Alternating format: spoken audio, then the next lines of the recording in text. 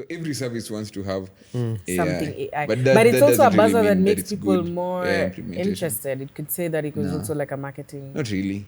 thing. I mean, as a Depends on the consumer, Or when I as hear to investors AI, at least. Yeah, to investors. Investors To were investors putting, and consumers. were For writing me, checks for as a anything regular that has person, AI on it. if I'm a regular person and I hear AI and it's this something cool, I'm into engineers. Okay, you can say what you want, but maybe you're not the TA. Engineers for sure. So you tried Copilot. I use Copilot. You use Copilot. What's your review of Copilot? It's a good tool. It's a good tool, right? I'm telling you, Casa is more OP than Copilot. What's OP? Overpowered. Overpowered. Who Check it comes out. up with these acronyms? I don't even know. Okay. Nerds mostly, Oh, so you including guys. me. Yeah. And that's why we are here today.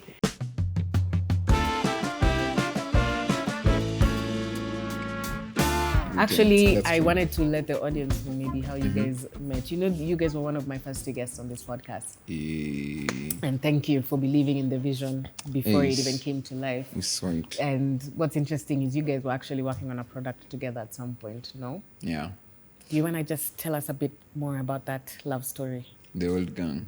Yeah. I wouldn't. I wouldn't use the word love. Napendana.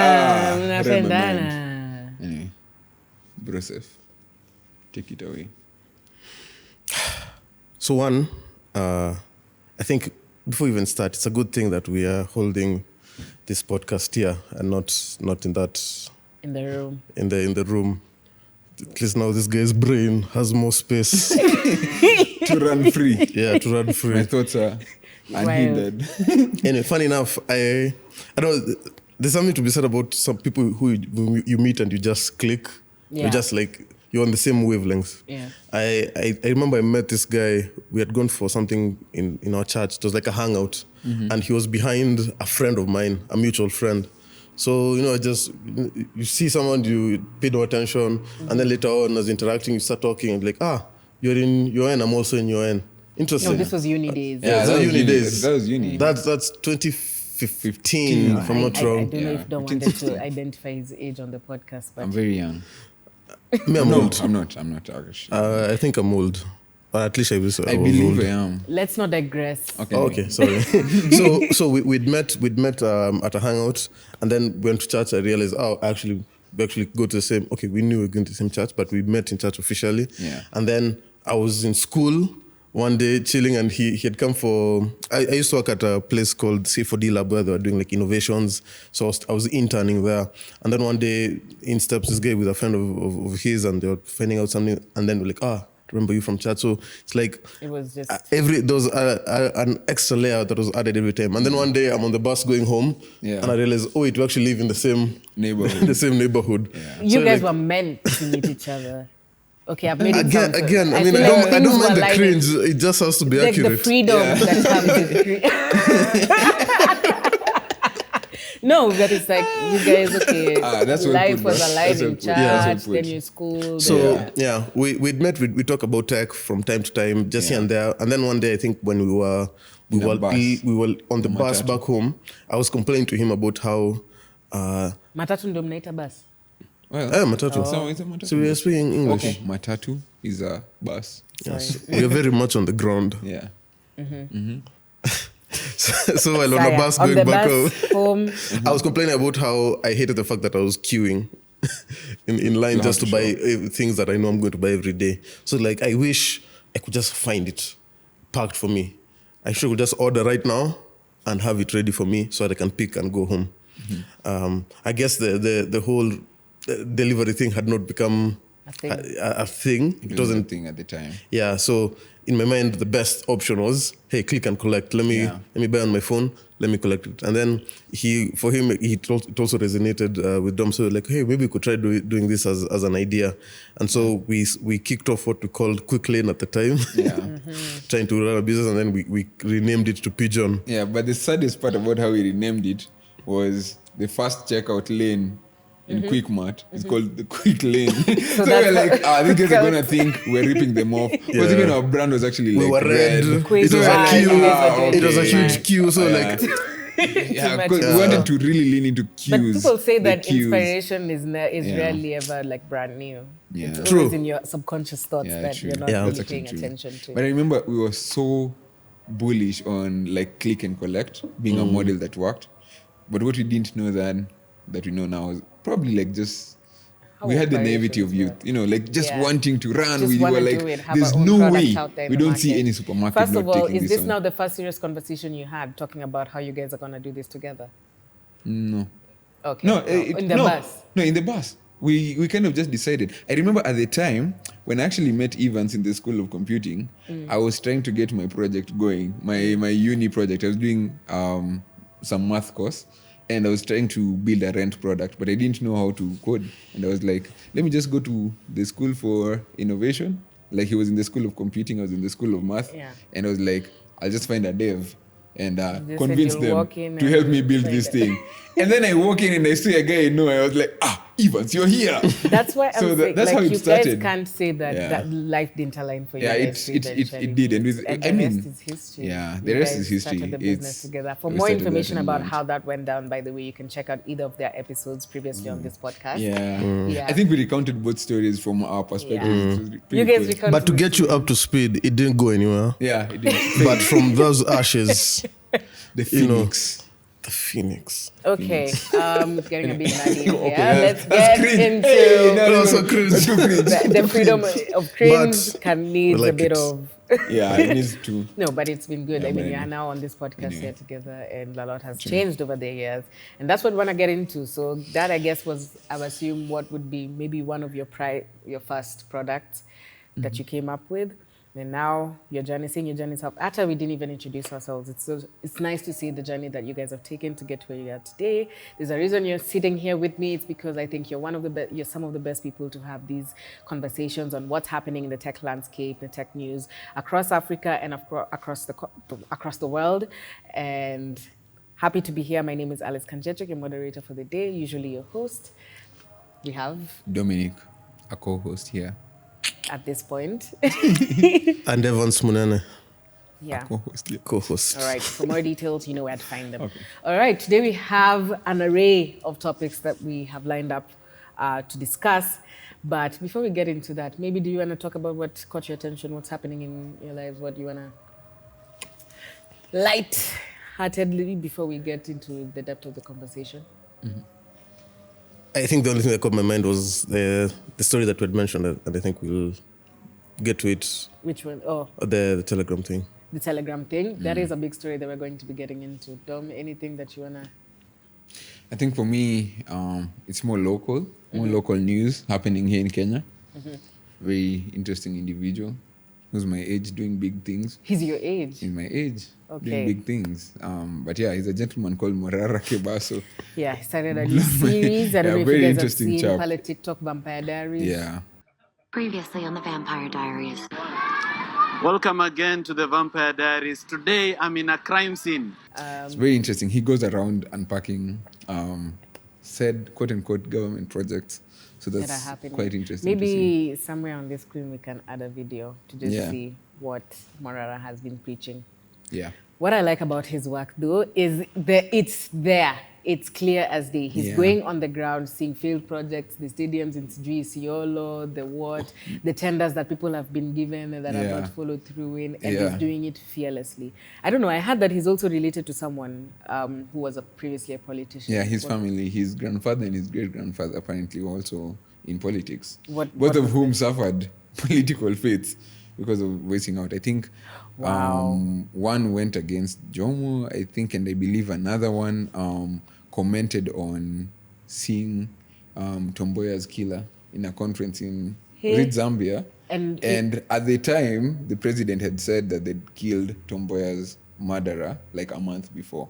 So when he came back, he complained about it, and apparently, under mysterious circumstances, he lost his He life. must have been right. So Oh, it was quite don't- interesting. I don't know. alleged. The setup is Alleged. very, it's like straight out of. So would you think it's like a story. revenge tactic for him, almost? I like don't know. To, I don't or know. To keep I- up the family I- name. I You're don't know. awfully quiet there, Evans. I don't know. I live under a rock. Politically. That is all.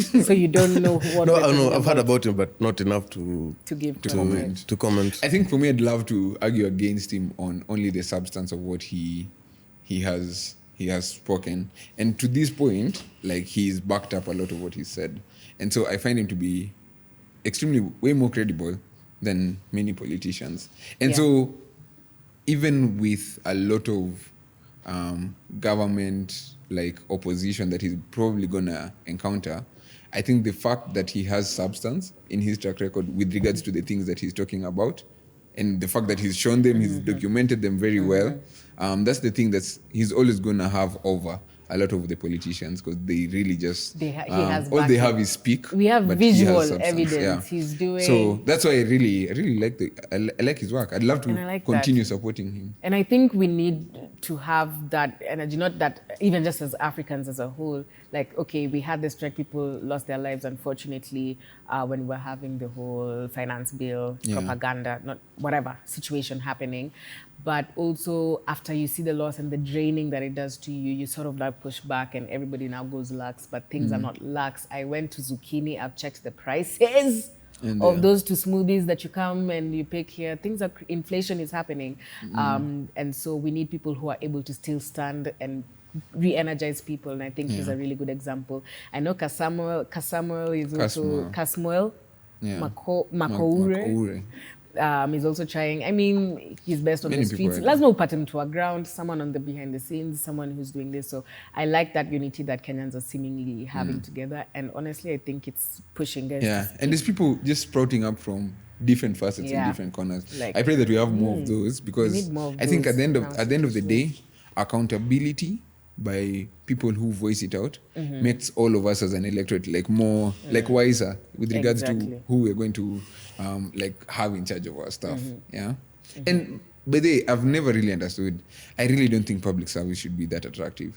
Like, it's fundamentally broken. Like, how are the incentive structures such that everyone thinks they're gonna make it out of the hood by being in a political office? It's like it's That a there's- failed there's state. It's a something failed. that Yeah, is wrong with that there is something fundamentally that broken everybody is saying about that is how, because you need to carry that thing with such weight, like the weight of responsibility, the fact that you're taking a public office. Almost everything that you do is public. It's in the public domain. It's visible. We can hold you to account for every word, every deed that you say you're gonna do. Like, if that level of accountability can come and we become all the more wiser as the people putting in leaders, I think it's to be celebrated. Yeah. We need to 1,000%. have It's- political office less glorifying. Yeah, it's the whole the Roman saying that, you know, most emperors die, few emperors die in their bed. Most of them die either by coup or on the battlefield. Yes. The skin in the game. Skin in the game. So, yeah, It's as you almost said, like having to, when making Like your way to the you're not top. just sitting aloof over like a pedestal somewhere talking about how you're going to do all these things, but you never have knowledge of the ground. You're never Exactly. You never and bear that's the thing. consequences of what, your what own do you think ideology. drove like such loyalty to those kings of the old? Like, somebody would declare war against a neighbor, but be the king is the one on the front lines leading the battalion to go for war. Yeah. Like, it's like it's very hard to it's easy, and that's why we're saying Morara is way more authentic than politicians, is because he's on the forefront of the ground, Yes, and documenting the showing things the that he's saying. documentation. So when you come the to audits him, are he's also wrong. risking- They're not, he's risking as something. well. His skin is in And the it game. takes Yeah. a lot for someone to be able to be Yeah. confident enough to do that. And even if you take the analogy that we use in startup culture, or just in business, really, it's always looking at the customer first. Like, what does the customer need? Who are you building for? You can get so busy building, like, what is this product for? Who are we building for? And I think it's completely misaligned in the political concept, in the political context, because it's like the people last. Okay, yeah, then what will they give them? Because everybody in the line, before it goes down, everyone has to eat. And it's like, that is the default. Like, Nas, we've got a tender. Correct. The people, the stadium, the end result is nowhere to be It's seen. It's And it's heartbreaking, our man. taxes, It's our heartbreaking. money. It's And it's so heartbreaking. heartbreaking. We have housing taxes that we are being told to pay, but when we look at affordable housing projects, Correct. they're not making sense. We are paying to it. If you think about it, we are paying to have it built, and then you're paying rent for the thing. Like, it's just Yep. not even. you're paying to have it built, and then we sell it back to you. You're selling it back to you, and it's And not that's what going we to be said. yours Well, because that it's was on interesting. public land. So those Yeah. are really interesting Points points that that he's Morara raised. is bringing out. But yeah, that is what caught your attention for me.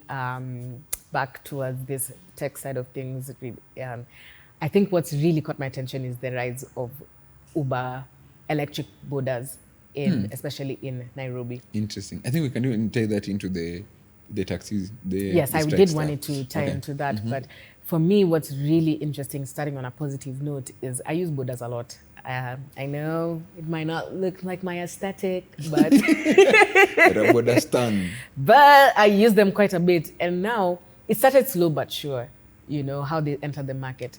Delivery, sometimes when I order from KFC, it's an electric bike. Boda. Not even a Boda, it's an electric bicycle by EB, I think, that's been trying to come up, that's coming in to deliver for me food. If I'm ordering a Boda now, of course, the prices have been reduced. Probably it's to get more customers interested in the concept. We are using electric Bodas. When I had a conversation with a driver the other day, he told me, it's less than a month ago, I think, he told me that they had added about 220 Uber Bodas in Nairobi alone. So I'm seeing them a lot more. Deliveries are being done. Says a lot about what the impact might be also for climate.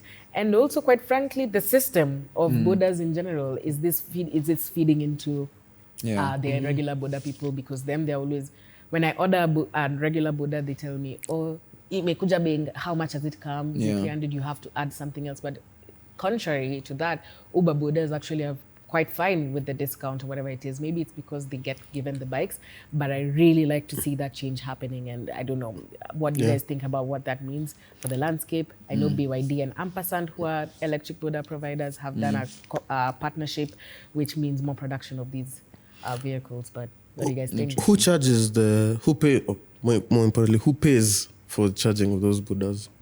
That is an interesting... So I think the people who pay for the charging is probably the riders, but that remains to be confirmed. But the more interesting question for me is more around the distribution. Like, I'm still getting the sense that many people, like most of these riders, would definitely just buy a traditional bike over the electric bike. Boda. But what I really laud a lot of these logistics companies for doing, these e-mobility guys, is being able to capture that distribution, probably packaging really like offers that drivers and riders can really just not take up. deny, because that's how they've been able to like achieve that scale in such a short period of time. I think The offers for to me, be I think it's probably much cheaper. I would definitely like go for I only know of one guy, like one e-mobility guy at least based in Nairobi, called Rome, that does a lot of bike production. Even and I think Ampersand. and Ampersand that you mentioned, I actually haven't Ampersand read is much actually about quite them. big. They're bigger in other markets. When I went to Kigali, Ampersand was like, electric Bodas was a really big thing there as well. And Ampersand is I think their major provider of e-mobility services. But here now you can see we have more than one. Yeah. You see, like this begins to open up like an opportunity. You remember those companies like Lime that died really early on? Yeah, there's scooters. Yeah, scooters, electric bikes. There are economies that really thrive when these kinds of logistics companies are doing well. I'm thinking about it in the context of if you are in a city lifestyle and there are walkways and dedicated lanes for bikes, there really would never be any need for me to like actually have to drive with my car or go into traffic in town or something. Like if I know, like the way Lime usually works, and I saw this as well in like other places that I've visited, you literally take a bike here, you just go.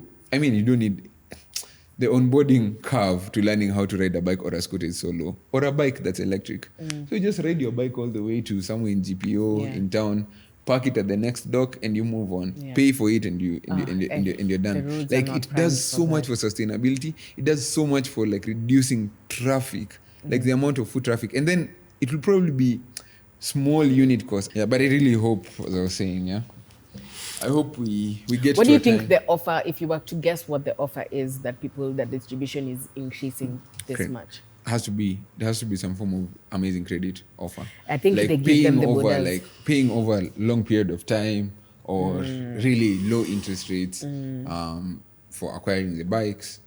If they're more comfortable, I mean, it's about how you really just structure your business model. And they also have, I mean, the business model is what I'm trying to unpack, because they also have really good offers on the app. Like a Boda from, let's say, Muthaiga to Westlands will even come to like 150 bucks. Crazy. Yes, and they don't complain.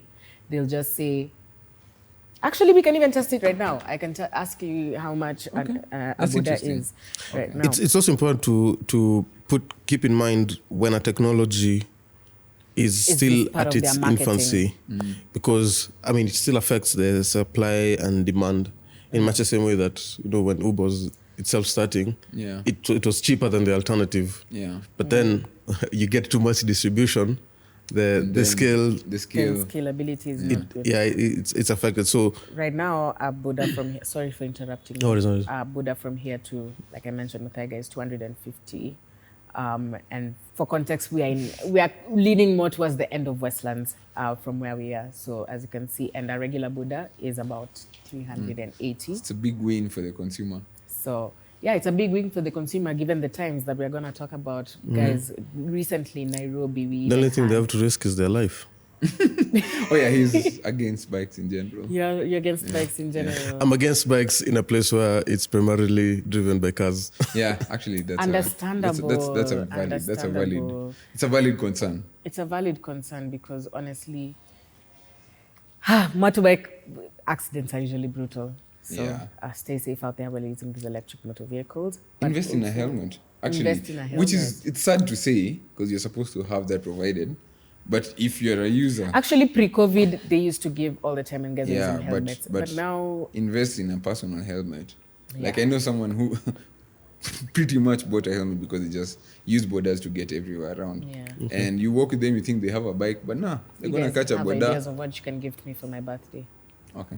Yeah. No, I do. Okay, yeah. Still on the conversation of taxis, we also had, on the contrary, same app, these drivers complaining that, the offers are too many, the consumers are getting too many offers, it's getting pricey, the prices of fuel is getting high. Why are the riding apps not adapting to the change of economies? And so they were doing this thing. And you're entering, this happened to me. This is a personal experience. I entered a cab from town and they wait for you to get inside the cab. Some instances I've had my friend tell me that child lock is engaged, and basically on the way is when they tell you, oh, how much are you paying? Let's say you're paying 500 Kenyan shillings. They basically tell you, okay, do that times 1.5, as that is the new prices that everybody, they've come together, as they even have printouts they add on the cars. Everybody came together and said that we're having a 1.5 multiplication on whatever rides that you have. So that was already a safety concern, because immediately, like, we were on the way, that's when he says, oh, yeah, so the total cost is actually going to be 670. And you can't say no, you can't leave the Uber until you pay that price for you to get in. It says a lot about what the transport sector is doing right now. And on a Pan-African perspective, we also had online taxi rides, or rather, Bolt having to restrict inter-country requests between Nigeria and South Africa after the two countries' social media rivalry reached an all-time high or low, with people booking and then canceling rides in other nations as a prank. This became a big story. We didn't even know that you can request rides here and they're accepted in South Africa. But it says a lot about, I don't know, it says something about the transport landscape overall. So maybe what are you guys' thoughts on that first before I ask any follow-up questions? Interesting. We have so much VC funding chasing so few orders. And so perhaps the biggest problem for any one of these, ride-hailing startups is that other startups exist. And so they're all competing, not just for the same customers, but for the same drivers.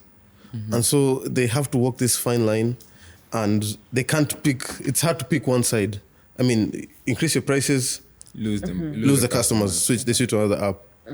But then lower your prices, and then it seems that they're taking the risk with the drivers, where they're not increasing the prices. They'd rather hold on to the customers in the bid that long term that will prove more useful, in the sense that they'll still be able to retain the same number of drivers. But then it's causing now third level effects. One of the reasons you use an app is so that you don't have to negotiate with someone. Once you're told the pricing, it fundamentally changes your user experience to the point where you may not be willing to use that same application a second time unless you don't have a choice. Or as you said, it now leads into matters of safety, which now are really must-haves. Those are things you don't negotiate with. Yes, absolutely. Something that maybe from my own anecdotal experience that, when my wife is using a cab, she always will send me the link, but she'll make sure she'll call me and tell me that she sent me the link so that even the cab driver knows that, someone is so that even if there's any, dispute or anything, at least there's that sense of someone else knows, I'm here. And you see now that serves to further eat into the trust that people have with ride hailing. So in a sense, it's like we still have to wait for more time until some of the players die out. Yeah. So that once one has more monopoly power, they can adjust. Is that what we need, a monopoly power No, system? I think here there's a very simple calculus happening. From the ride hailing app perspective, everyone is doing the same calculus. Nobody wants to lose market share. Yeah. So the plan here is simple. Like, hold on until this guy is fully okay. So let's back up a little bit. This thing, I remember we talked about it a couple of months ago, where guys were having like walkie-talkie apps blowing up, and drivers within a month started unionizing, trying to literally have lock-in in terms of pricing. It happened in a very grassroots way, by the way. Like, you'd order a cab, and then somebody would ask you how much did the app show, and then you'd say it cost this amount, and then the guy says, okay, I can't carry you with that amount, you have to add this, and if you as the customer says, okay, no, if it's not on the app, I'm not gonna carry you, they literally broadcast that on the walkie-talkie, and every driver who's around you locks in the price of that specific amount. It happened to me once, and the guy even told me, like, oh, you're the guy from here, because everyone was saying how. Cause I had to call two drivers. I remember I was going somewhere really early in the morning and needed to be somewhere like at 7 a.m. So I was super desperate. I called two guys.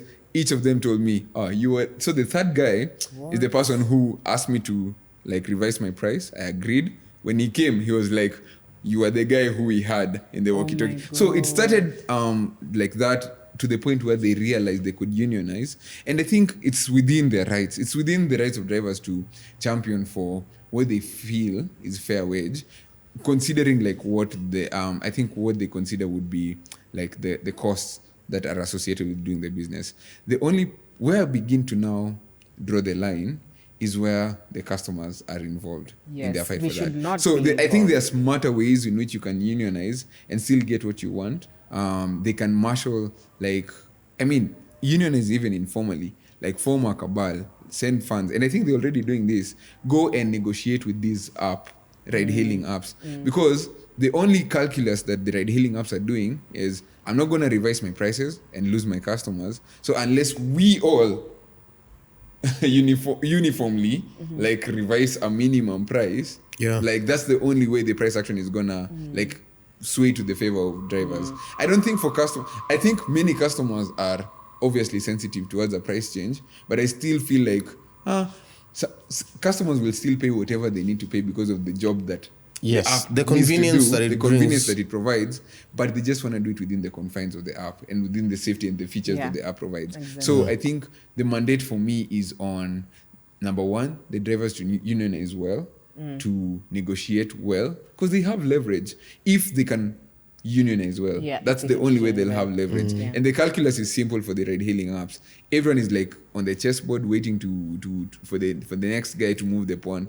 For them, it's like a game theory type situation, I think. And that's, if I were on either side, I think I would act rationally as either of the actors on either side. So I empathize with both situations, but unfortunately at this point in time, I think customers have to bear the brunt. And you see what makes it a more precarious position is that they have no moats. No one company has a moat that locks in their customer to the ecosystem.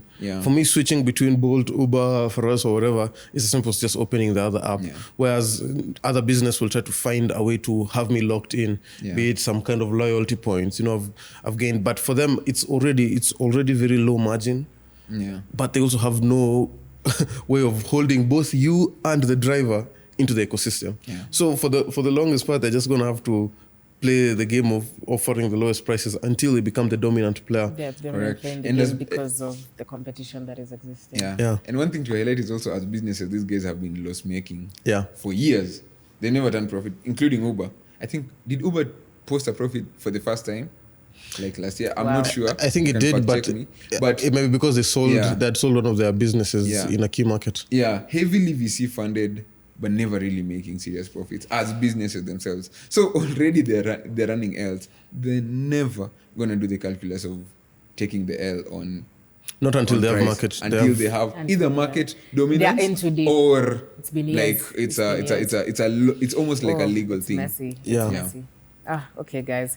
You can let us know what you think about this whole situation, how you think that what are solutions that we can think of that Dom has mentioned, that the unionization of drivers. I've had this personal experience when I'm trying to execute some marketing strategies around maybe potentially having drivers to help push for marketing.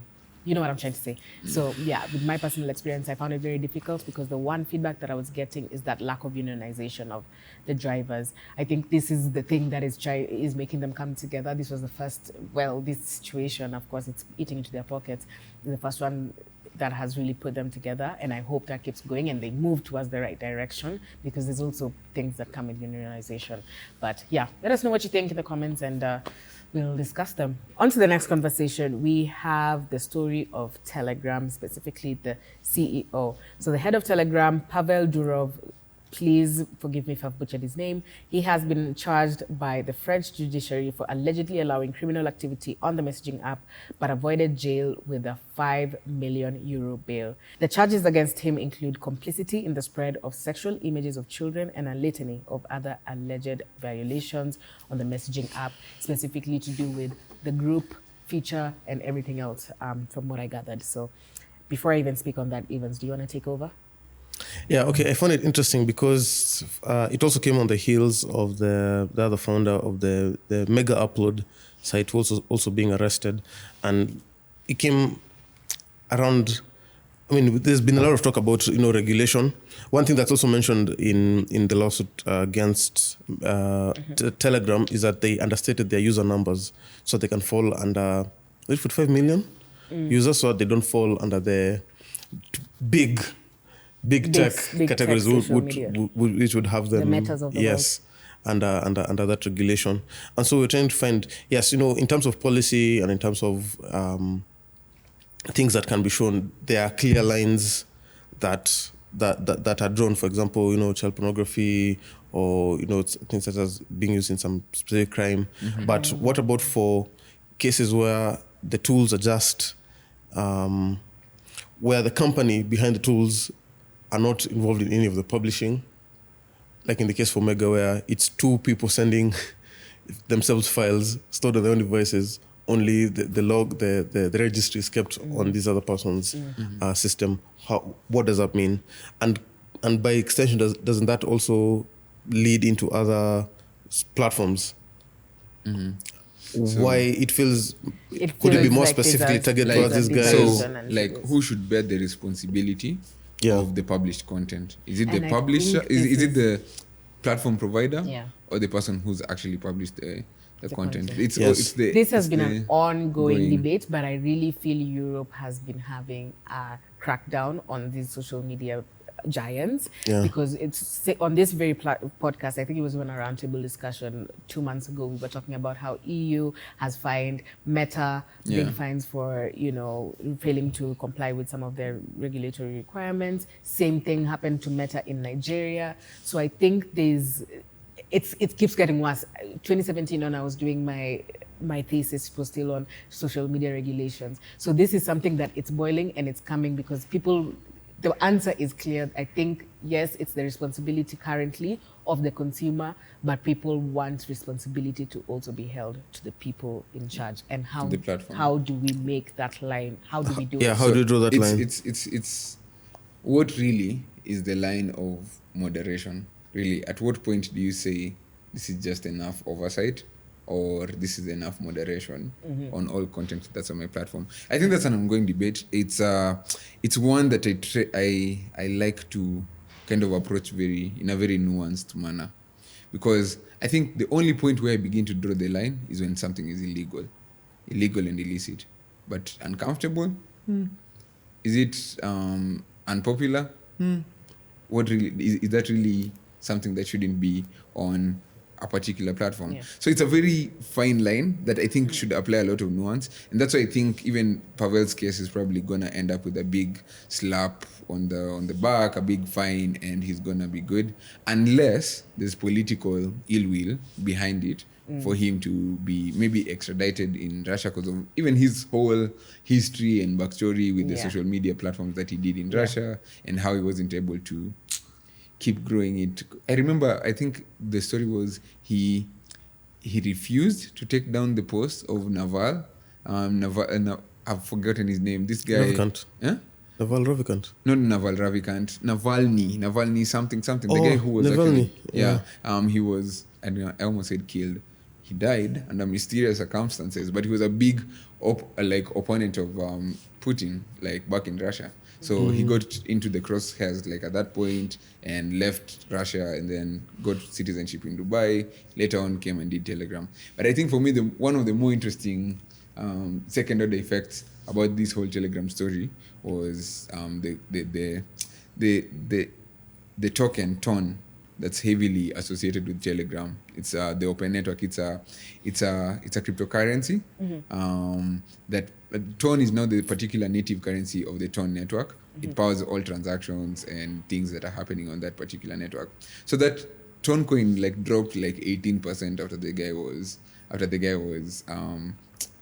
was arrested. And what's even more mind blowing about TON is when you open Telegram right now, there's a feature called wallet. And wallet is essentially an uncustodial wallet that allows you to use its base currency is TON. TON is what powers the transactions that are happening there. Yeah. But I'm able to now hold stable coins, transact with anyone, and that's why. You can also hold stable coins. And I actually think it's because of the introduction, because they came out with the wallet feature on Telegram a year or two ago, and I think that's now part of the reason that's formed the myth around the powering of illicit activity. Because if everything is on chain and if everything is happening on the network, it's probably linked to the case that now they are probably positing. I'm just assuming, but over the days we'll come to know. But that's probably forming the myth of the allegations by the government against Telegram, the team, and specifically. Yeah, and just as a PSA, Telegram is not as private as you think. Oh yeah, there's still the secret keys on their server. So, could you explain that in layman's language? It's not end-to-end encrypted in the sense that the key is stored on your device, especially for group chat. The keys are stored on their server, which means that perhaps someone else may not be able to access your chats, but Telegram can decrypt your chats. And do they, when they are taken to court, I'm just curious, with the meta fines and everything, do they have the permission then to use your data to give out your data for such? That's actually interesting. I've never read the terms. Because they're not allowed to, when you're signing, you're not allowed to do that. But but you see, the reason why we do the whole end-to-end encryption is so we don't have to trust anyone. We don't have to trust. It's trustless. We don't have to trust whether you're good on your word or not. Exactly. But if you're the one who has a key, so we have to trust that what you say is what you do. And we've also seen, with many organizations that that's too much power. That's not the case. Centrally. Yeah. So the end-to-end, that's a big PSA, bro. That is a big piece. And guys, then what does this mean then for freedom of speech in general? Because right now it's Telegram. Last month, 2 months ago, it was Meta. And it's all probably because of people posting things that are not supposed to post, political inciting, so much. So what I'm still trying to figure out, what would a solution sort of look like? What does Elon Musk is so big on freedom of speech, and that's because he sees that is a challenge that people are trying to figure out what the fix is. I seek to posit the theory that freedom of speech is a human problem. Okay. It's always gonna exist where voices are being stifled, and then it's almost like I don't want to say this, but I think it's like a cycle. You stifle voices, people rise up in rebellion, they want to be free to express themselves.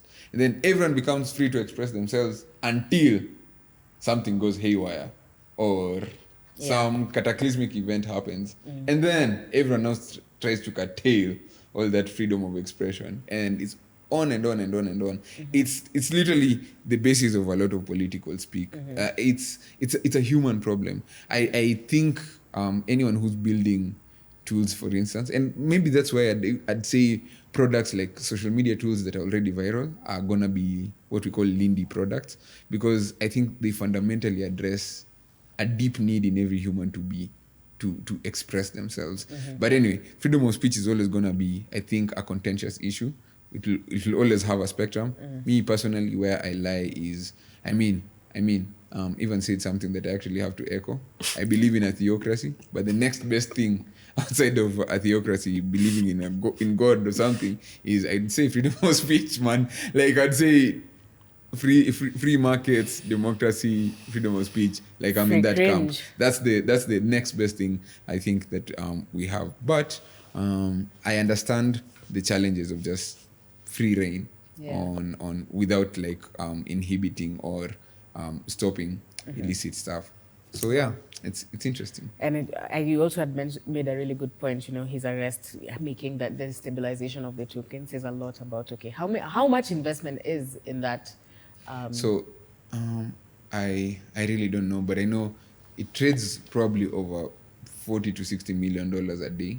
Wow. Trading volume a day. I don't know in terms of capitalization, but the last I checked, and that was actually a while ago, Tone was like among the top 10 cryptocurrencies. Whoa. So it's big. Like in terms of market capitalization, is big for the crypto. It's bigger than many coins that many people know of. And also the fact that it was affected significantly. It had like an 18% drop on the arrest. Signal to me that probably there's a lot of evidence of wallet transactions that support illicit activity. Otherwise, I don't see how you could make a case for the platform not being able to oversight like illicit activities. Because before, Telegram was even way worse.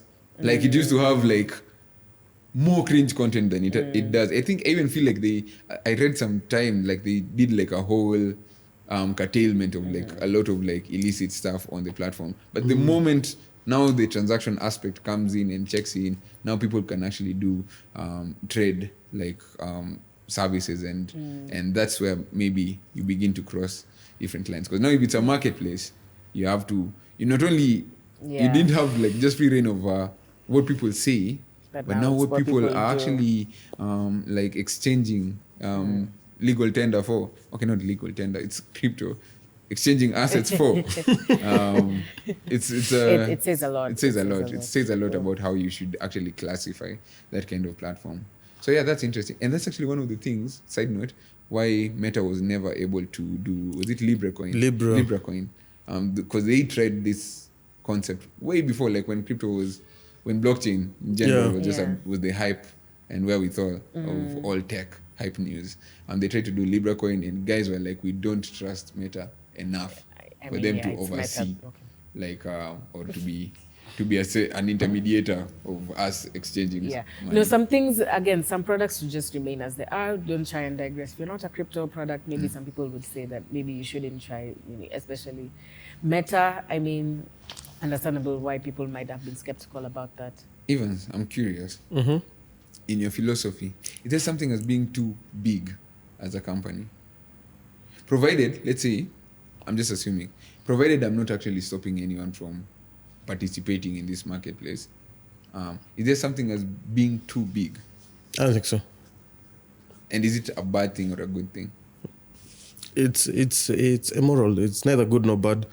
Okay, if you're providing a service, if you're providing value for the people you serve, for me, I still believe it's good. Even if you're a monopoly, as long as you do not get to that stage by standing in the way of others competing with you, then it's okay. If you're a monopoly by having a superior product, I think it's okay. But it becomes a bit hard to make that case when you find that it becomes... Let me give an example. Remember when we were working on Pigeon and we were trying to put posters If you had to do poster for your own delivery thing, it was like, hey, you can't even tell people around this neighborhood that you're doing this. Yeah. But when someone from Safaricom comes, they're like, hey, just go on, Yeah. go tell them about the internet and, Yeah. and all that. So there's a bit of leverage or that you get the bigger you grow. But if you're not standing in the way, I don't think, in my opinion, and mind. And at the same time, and maybe this also relates back to why we see a lot of the big tech getting, the antitrust and all that. It's actually really big right now. Yeah, every company will have its time in the sun. Eventually, new players can come up, even in an area where there is stiff competition. And yet some will find a way to become either dominant or a very huge player. I remember we were talking about Notion just a few minutes ago, and we usually talk about ClickUp. Yeah. You have companies getting into an area that is already saturated by products that deal in productivity. And yet, because of their own unique branding or the way they do the distribution and all, they're able to, they're able to become a big force. So someone might be able, of course, it doesn't apply to every single area, but you might look at these big companies and say, they're very much entrenched, but you'd be surprised a new player can come up and just steal so much market share from them. What do you think? Do you think that this company can be too big? Well, for the most part, I actually agree with Evans, but I think it's almost like I'd probably maybe add on to my question that I find that there's rarely one company that's too big, but like few companies that are very too big, that are very big, like an oligopoly of some sort. Like for instance, when you think big tech, there's like Google, there's Microsoft, there's never just Google. You get, if there was just Google, I'm sure somebody would have done something about maybe slapping an antitrust on them like really early on. But there's always Google and Microsoft and so and so and so and so. Now, maybe this will tie into what the Starlink situation. Which is what we want to get to next. Yeah. But in certain markets, I feel like it's almost, you need to look at things with a very skeptical eye when there's just one big company. It's just human nature. There's always something under the hood where there's a reason why there's no number 2 or number 3 that is very big and is competing effectively. Because you see, when you're the biggest fishes in the pond, it's so natural for the biggest fishes to start competing over the resources to feed on.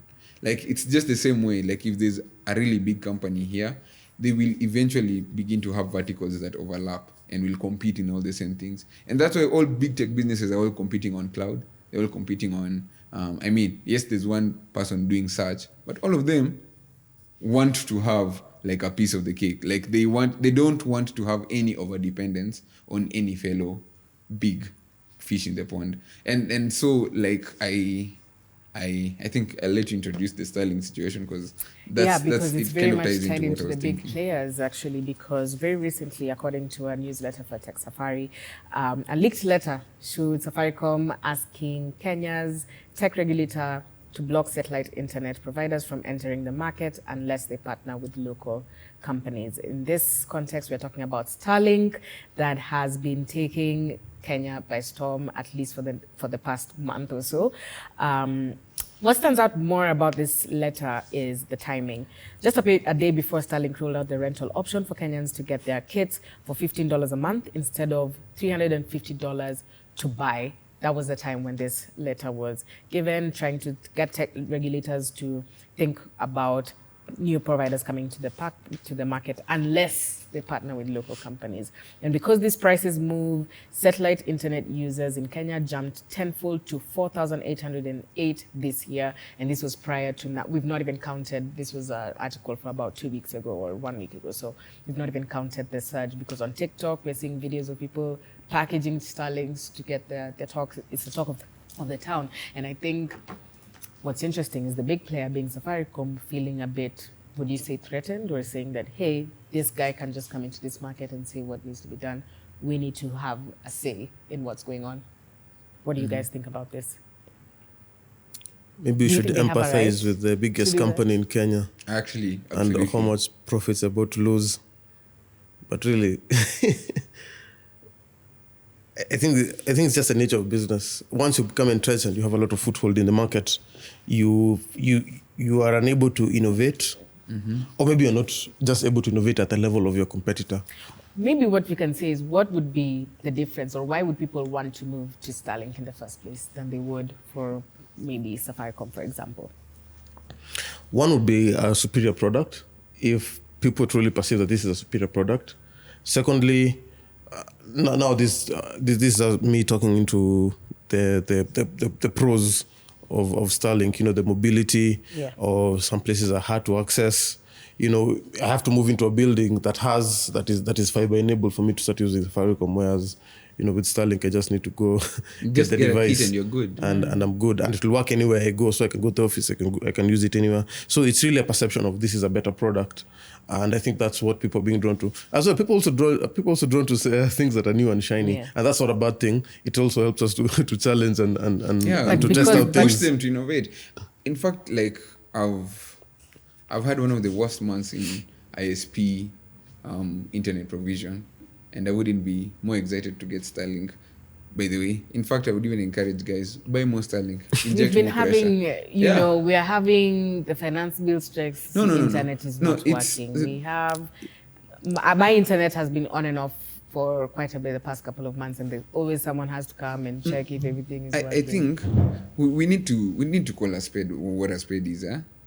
When a company says, when a player in the market goes to a government and says we need to have more regulation on something, we need to know and identify that for what it is. It's called crony capitalism. That's gatekeeping. That's blocking entrance into the market. Yes. In fact, I would even go ahead and say I wish more people. I really pray that Starlink finds a way to even lower the unit cost of getting a kit, and more people are able to afford it, and more people get to buy this, because you can't block people's choice, because people vote with their money. You can't block people's choice on what they want to spend on. You have the mandate to provide. You have the mandate to provide a service. You have the mandate to provide a unique service offering that's fitting a certain need. If somebody else comes and does it better than you, I mean, that is literally what a free market is all about. That is exactly what it is. You are outcompeted, you adjust, there are companies that they've found their way. When you look at the history of companies like Sony, Nintendo, like these guys were doing VCRs to the point where they're doing PlayStation 5s. They've innovated over the years. They've found a way. Samsung was it even an electronic store? I think it was like a general store or something. How do these companies, how are they able to refrain from using Samsung? Samsung. But the funny thing about Samsung. But allow me to flip this question as well. When it comes to, because we've just come from talking about monopoly and companies being too big, could you look at it from the point of view that, okay, Safaricom is the biggest player in Kenya, but compared to the might that is Starlink, or let me say like Elon and his investments, he's able to deploy far much more capital into his into his business. So could you make a case against more monopolistic powers coming from the side of Starlink, where they're able to subsidize their cost to be far much lower than that of their competitor in a bid to gain market share? And that's one of the main reasons, one of the main things that are usually evidenced when people are claiming that a company is using its monopoly power to, for example, in the case of, I don't know if it's the likes of Rockefeller, where, okay, theirs will be different. He'd buy competing companies and close them down. But you have cases where a company can set up shop next to a company they don't want to buy and just lower their price for the sole purpose of destroying it. Yeah. So couldn't you also make that same case where we have an external company, American company, coming with I'm guessing a much bigger wallet, and being able to subsidize their own costs so that they're much lower than that of their competitors? But you see, the problem about that position, I think, in my view, is that the burden of you proving the intent is on you claiming. Like when you claim that, this business has come to set up shop, lower the prices to kill this business, you need to be able to prove that, hey, you can actually see they've deployed this X number of capital. You can actually see they're solving exactly the same problem as we are. Starlink is coming with a very different proposition. In fact, the upload speed is beans. Like, it's so slow. That's the their ping negative speed is like, I mean, you would still be buffering in like mid calls. In fact, if you're in just the normal consumption tier. And I'm sure there's a plethora of like YouTube reviews of guys who are showing like the daily experience using Starlink. I think what they position, what I'm super pro when it comes to Starlink is just the fact that they've given us variety. An option. Now, let me tell you, come to a country like ours, you will need to understand the state at which just the ISP space was. Yeah. So the ISP space in this country, for instance, it took Safaricom that had like a really big moat in transactions. They have the biggest bank that's not a bank called M-Pesa. Deploying all that profit, right, into building networks for fiber connectivity. Essentially actually genuinely providing the best service in this country compared to its in comparison to its competitors. So what do the competitors do? They lower their pricing on like you get like X number of internet speed for this X number of, like, the only way they could do is outcompete them on price. And so all the other competitors Back to like the to bull story again. yeah, just all the other competitors like to Safaricom actually either priced lower, have better product offerings as it were, but you'll even find that not all of them provide the same like quality when it comes to support, when it comes to customer service. I actually agree with you, because it's the same case. It's the same case of saying Safaricom can't complain that a bigger company is coming to steal their market share While when they were use their size to steal market share from all the other players. To deploy more capital, to build better networks, to build bigger reach, to have like A plus like customer. They literally just leverage the economies of scale to get into the ISP business and dominate. So somebody else comes and they're not even, the worst part is it is an innovation in and of itself. They did not need to build any. It's like insisting that we need to still use punch cards when a graphical interface is here now and you can actually type into it. Like it is the law of business. And I wonder, they say that they need to work with local suppliers. What do they mean? Yeah, that's what actually was going to be my next question. Exactly. If you were to Safaricom aside, if that would be like, okay, the monopolization, etc., like how would you assume or foresee a partnership with Starlink and local companies to essentially have this successful? Because like you said, they also have their negatives, maybe in terms of upload speed is what I've also seen as the biggest negative review, the loading.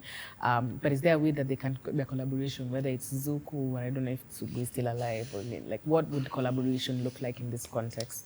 Actually, because maybe it wouldn't be good for that kind of partnership for us to also benefit as an economy. Actually, don't know to be honest, the long and short answer to that is something that I'm not. I can't see it in my head. You can't see Same. it. I can't see it in my head. And again, we are looking at it from the point of view of, why were they asking for that? It's not because they want to offer better service, but because they're being threatened as the dominant player. Yeah. So if And Starlink doesn't think need them to sell their products, why should they be compelled to nonetheless work with them?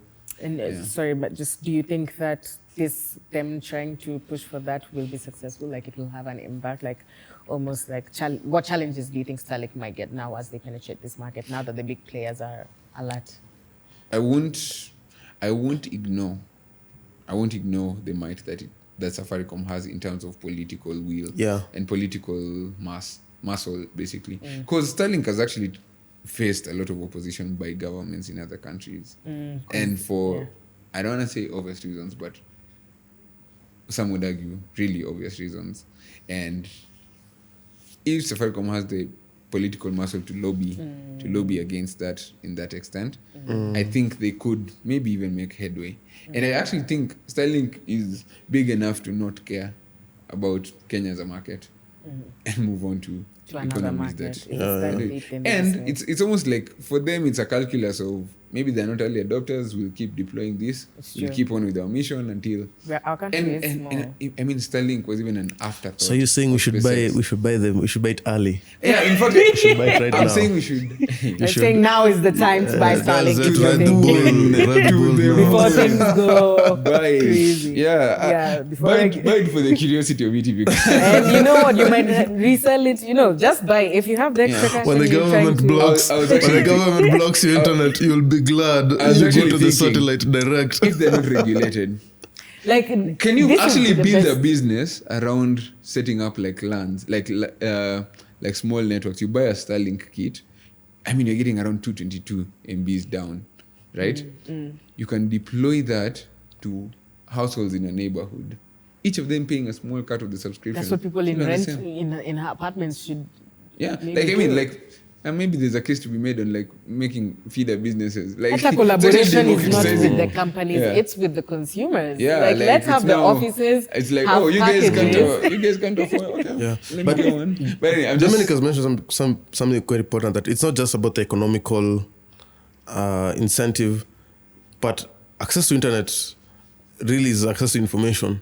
yeah. Information there's a that people want to economical control. Other side. Yeah. So you might easily Yes. see the case that Oh. Safaricom makes going through. Think about because it. think about if it was allegedly said that the government said that our internet should be shut down, Or and now telling people who are not can you tell beholden to Starlink to you, shut down the internet? you could tell Starlink Kenya to do it, but then Starlink the HQ. You can't do it. Oh, guys. Ooh. So it poses Yeah, more than you're a just local skeptic. an economic angle. It's also political. We should call this discussion, the yeah. skeptic radar. This one we are following up. cooking. We'll follow up a couple of months and see Interesting. how it Actually, Get progresses. Starlink To be honest, now. I think to a huge extent, you're kind of right Please, on the money Evans, on there.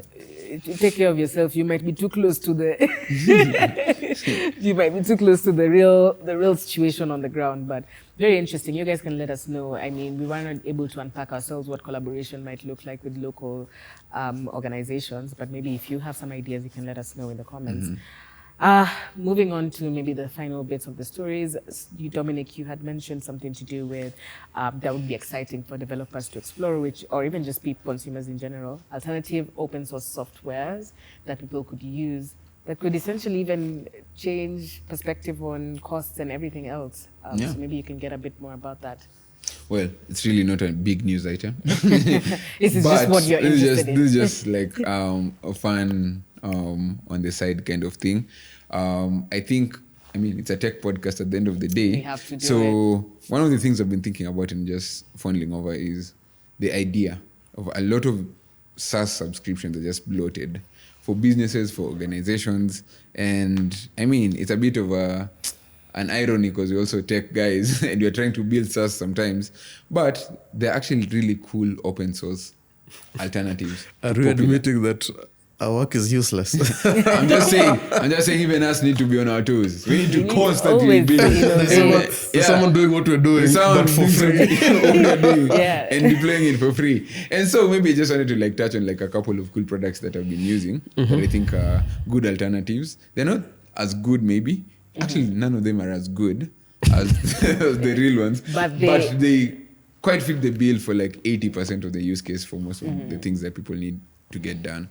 So for DocuSign, actually I have to say this was actually inspired by a YouTuber called Fireship. He did a video on these softwares and I was like, let me look into some of them. And I was already using some of them.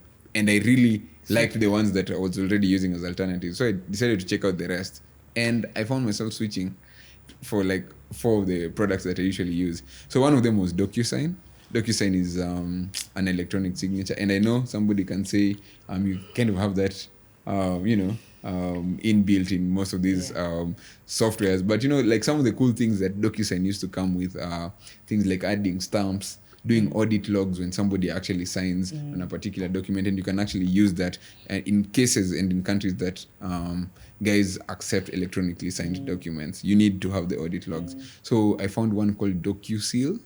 And I think I've seen that. Maybe I might have used it without knowing it was pretty cool being able to get everything that I would get on the paid version for DocuSign on there. There's one that we've been using, and I think a lot of people actually use a lot. It's like a Slack alternative called Mattermost. It's pretty cool. Kind of jump packed with almost every bell and whistle feature that Slack comes with, maybe with the exception of the ecosystem that Slack has built with the supporting apps. There's one called Plane. I know we mentioned ClickUp, we mentioned Notion. Plane is actually like they have like an open source and a self-hosted version. It's like a project management tool. You could think of it like as a Jira, Asana, Monday alternative, and you can still get a lot of work done. It's also probably a really cool app or tool to have for like small teams. I think I'm gonna stop there. Would you say that your biggest motivation to this would maybe the cost of it? Yeah, 1000%. Some of them don't even hide it. They tell you like what you're saving here versus what you'd have like if you're using any of the alternatives. So it's most definitely the cost, but also I think it's kind of around the general idea of, I think I'm a big proponent of supporting open source software because it's from open source software that we have a lot of the tools that we love and we use. VS Code, I mean, like, in fact, a lot of these big companies give us a lot of open source software that we've used to build apps on top of. When you think about things like React, when you think, even the big companies love open source software. So yeah. Wow, I think the title of this. I hear what this guy is saying. I have a lot of thoughts in general, but even more thoughts on this issue of open source. One, of open source and free software is not the same. Yeah, and by free, we're not talking about free cost, but it's like not free cost, but free to a huge extent. But if I can speak into one of the things that I think about open source software, one, the challenge that open source software has been a pricing problem. How do you generate money when you have 1,000 people working on a project essentially for free without earning anything? How do you make? You can charge for it, but once you're charging, people then compare it against the commercial alternatives, which might often tend to be better in terms of functions or features or support. And the second thing is that as well, some people want to pay. People, especially if you're a business, you want to pay because payment comes with a number of things. One is expectation. The other is guarantee. You know that there's someone to sue if your solution isn't working. If your email hosting isn't up and you're hosting for yourself, strong, that's on you. But I pay Gmail so that I can have a guarantee that I'll never have to think about email. All I need to do is just send. I pay for Slack so that all I know I do is I just log in, it works. It's someone else's responsibility. So there's that tug of war. But what I've seen with open source software, I think in particular, is that they've started exploring different options in terms of how they make money. So for example, and a lot of open source software tends to be geared towards especially engineers or because it's a technical thing. So you'll find that what they'll do is they'll give an open source version, but then they might have additions on top that you have to pay for. In fact, most of the products I've mentioned are exactly. Yes, so that's one model. For example, do you remember the time we were working on, is it Odoo? Where a huge part of the ERP system is open source? I have to mention this one. There's one called ERP Next. It's a good alternative again, but anyway, just in the open source. So they'll give you the open source platform, and you can take just the open source bit and take care of it yourself. But if you want more features on top of that, you have to pay. The other one is support. For example, with the likes of Canonical and Ubuntu, where anyone can use Ubuntu, but we're not going to give you any support. You'll have to figure that out. If you want support, you have to be on. And that's okay. And the third one is hosting, where they say, hey, we'll give you this thing. It's open source. You can host yourself, but we'll also give you an option if you want to host it on our platform. So you pay. It's running on our platform. You still get to feel good knowing that you're running an open source tool, but you're really paying for someone to host it for you. So we've seen different open source alternatives go around that or skirt that option, but many of them will still try to hold on to some kind of moat. So you'll find that there are aspects of their software that is not open source. Yeah, because at the end of the day, I think what I was leading with is one, there's so many good deals out there. You don't always have to think of yourself as having a vendor lock-in with any of these cool services that we are very used to. And I think that for me was just like the cool find, like, so I could actually use this with this, and it gives me like ways to. And I think about it in the context of people who are starting out. Sometimes like You want to find like the low cost tools to kind of get started and do your business in a much smarter way. Like if you want to manage projects, you can now move off docs and use Plane, because the free tier gives you almost everything that you'd get on a ClickUp or Run or like another project management tool. And maybe when you grow into that, you can still pay for that and still get the benefits. But it's having the option. Having the of it option. is just like what's mind blowing. Yeah. I think the topic for this, I mean, to sum up most of the topics we've talked about, is people need to keep innovating. I think the open source alternatives that people have, as someone who works for Notion, and I'm seeing another Notion that is looking like my clone, what does it call? It's a call. Well, we even have it. It's a call for innovation. Safaricom feeling threatened, it's a call for innovation. So builders need to keep building. People need to keep feeling threatened. This is all good. This is all good that all this is happening, because it just means that we are moving towards the right direction. The markets are free. And the markets are free. So it's a fair play. People are hungry. To stay at the top, you have to do what it takes to be at the top. Stay. And that being said, I think we're about to close off this episode. Just wanted to highlight some good news in African funding as we close off the episode.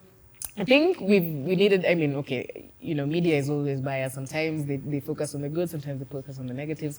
But right now we're focusing on the good. We have Nala getting $40 million in funding for Series A to build B2B payments. We also have companies like Jumia, which recently completed a sale of secondary shares at $99.6 million.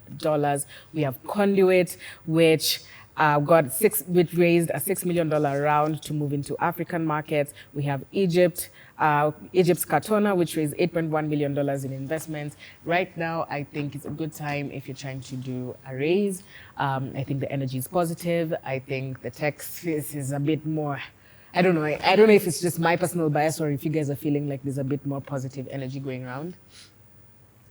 Yes. That was a long sigh. I mean, I think there's always gonna be fundraising. There's always gonna be people deploying capital. That's fast. But I also think we are catching a good headwind. And so the only challenge I see and usually like kind of just see about all these fundraising cycles is really just that, the cycles.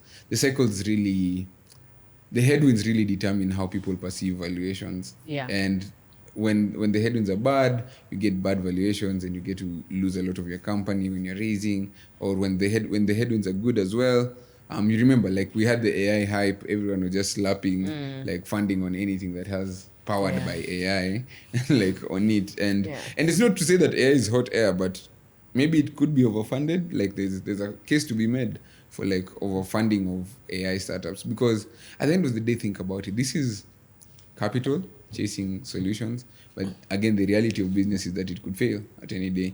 So I'm always of the opinion we welcome positive headwinds when it comes to fundraising, because that means that people who are hopefully building solutions that will survive have the necessary capital to keep going. And the remaining 50 will burn through it all. Yes. 50 and it's going to be like, there's always said VC is like philanthropy, where people get products at a discount. That's actually true. This is like philanthropy. Yeah. I mean, you subsidize all those Uber rides. Yeah, I mean, they only need like the 3% of the portfolio to but remember, you only need to be right once. Yeah. You only need to be right once, really and truly. But I mean, I like, just to back what you're saying, like, yes, I think it also is important to have cycles so that you don't always think that you're constantly on a high or constantly on a low. I think it's always important to have moments like this and to have platforms that say, hey, this might be a good time for you to start thinking about this. It's like opportunities like luck meets preparation. So when it's low, you are preparing for when you are, because eventually if you're a startup, you're going to need fundraising. Yeah. So this is part of the journey. Maybe one thing that maybe just to kind of shift a little perspective on fundraising as well, when there are good positive headwinds on funding, that means VCs are catching on good positive signals on exits. And that's big for founders, because that means that, hey, if many people are raising right now, maybe this could be a time for you to go back to the market and find an acquirer or business. Like 100%. It gives people who've put in the work and have put in the time to have possible options of how they could either have their business sold or have merge like with a bigger business or have an acquisition, and at the same time when they realize the fruit of your labor of years, of many years. Yeah. So that's it's maybe like that's an understated signal. When I it think comes we need like to. I think I've not done enough boom. talking on this platform enough about exits, and I think that is very important. Junior is a good example. Like doing secondaries for 99.6 million. Like Wow. that means like people who came in early finally their breakthrough is began coming in. to realize some gains on like on the things that they invested in. And remember, Jumia's had issues. It's gone through They've cycles. had cycles. Yeah, It's a good win for the entrepreneurs, it's a good man. win, man. It's positive. I mean, I'm gonna choose in this episode to focus on the positive. I definitely think what you've just said definitely called for me to talk more about exits. And if you have any suggestions on guests that you think would be a good fit for such conversations, I'd be happy to have them. Because I think a lot of the times, in the cycle we're in, We're always talking all about we're so and so doing a got lot. funding, but we're never talking about what did it lead to. Yeah. Is it still? Yes. Is that business still existing? Is it still as Is it big? still- we need to follow. We Did need to they hold go even public? these businesses. We need Did to they hold them grow? accountable. Did they? Yeah. Yeah, Hold we them need a accountable. Morara in startup land. Thank you. Are you the guy? There's something there. We need a concept because we need to follow through. That 80 million that you were given, can you account for us what went down there? Because, okay, just side note, if the head of the house being the government thinks the way they do, they're not getting those people who are in charge out of it. Where the mentality is also around Spread. the board. So holding people accountable after they get raised Yes, is be good stewards. definitely something. I we mean, need to- I actually don't think because you've raised, you're guaranteed to We succeed. talked about this. We talked about this. But I think it's more about how you carry yourself. How you carry and how yourself. you Your do. failure should not be because of mismanagement Yes. or lack of character, is what you're Yes. saying. Yeah. Yes. Fail because your product absolutely. sucked. Absolutely. And if you want to talk about In failures short. in startups, we did do our MTS roundtable discussion On that. alongside Tony Ndongo. So make sure you check that out. Guys, I think we've run out of time, but I absolutely loved this conversation. Yeah, this was fun. This was fun. Just fun. It was way longer than I thought it would. Way longer than I thought we were going to do. But you guys, that Uno reverse jiu-jitsu move you pulled on us in the beginning, like that was... Okay, yeah, we had a very raw, I authentic intro. I did not see that. Like that one. Next There- time, there are the views. next moment I see in front of your camera, Gideon, I'll be composed. Carada. There are views and Always. opinions that might have Yeah, man. come to light in the recent past. We're not giving advice. and I here, want we're you all just to giving know our- that I regret nothing. Absolutely nothing. Mic drop. You want to walk Mic off home? Guys, just to end it, please make sure you check out our website, mtsafrica.co, and you can check out our news. You can subscribe to our newsletters. Rather, we do weekly and monthly. mtsafrica.co/join. Follow us on social media, My Tech Story Africa. We have amazing content aside from the podcast that we always have going on socials. So make sure you check that out. And finally, make sure you subscribe from wherever you're listening from. We should be at 2K by now, and I'm really grateful for everyone who has tuned in on YouTube. I've not really been keeping tabs on the podcast audio platforms, but we love you guys too down there as well. So thank you, thank you, thank you. I have been Alice, your host and moderator, Dominic, Evans. and we shall see you next month. Next round.